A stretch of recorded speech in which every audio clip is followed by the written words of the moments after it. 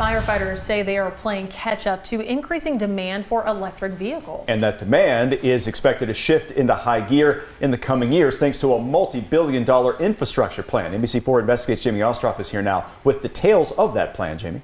Yeah, Jared, a bipartisan infrastructure package that passed earlier this year includes a $7.5 billion national electric vehicle infrastructure program. So over the next 5 years, Ohio will get more than $100 million out of that program to install public charging stations for these corridors that you see highlighted here in blue. Now, while the batteries that power electric vehicles promise a more eco-friendly future, they also come with some new safety risks, and it's up to individual fire departments to prepare for those. The jaws of life, a common tool used by firefighters to save people who are trapped inside vehicles. But Battalion Chief Jeff Getter says firefighters will need to learn a new approach to these life-saving rescues. We're learning as we go. The whole industry is. Trainers with the Columbus Division of Fire spent the weekend learning how to handle emergencies involving electric vehicles. This is new technology for everybody. Everyone's excited, and it sounds like these are going to be great vehicles for the future.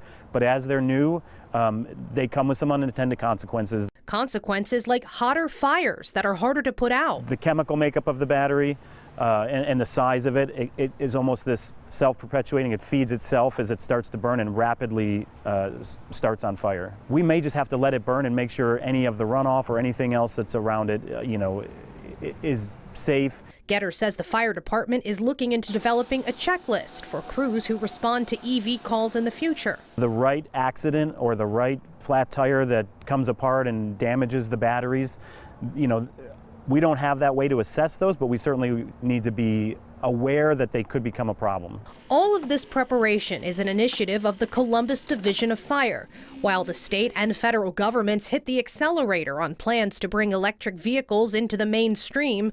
It's up to local departments to prepare for that. As you build a new thing, you're going to find out where the challenges are. Then you have to run to the challenge. And Mitch Landrieu is the senior White House advisor coordinating the nationwide effort to build an electric vehicle infrastructure.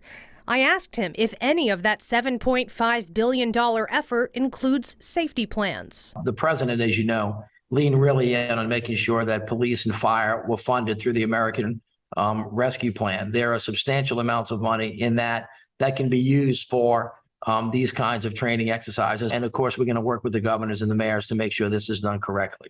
So nothing specifically has been earmarked for that at this time? Not yet, but it's all part of a much larger package that I'm sure will take that into consideration as we move forward.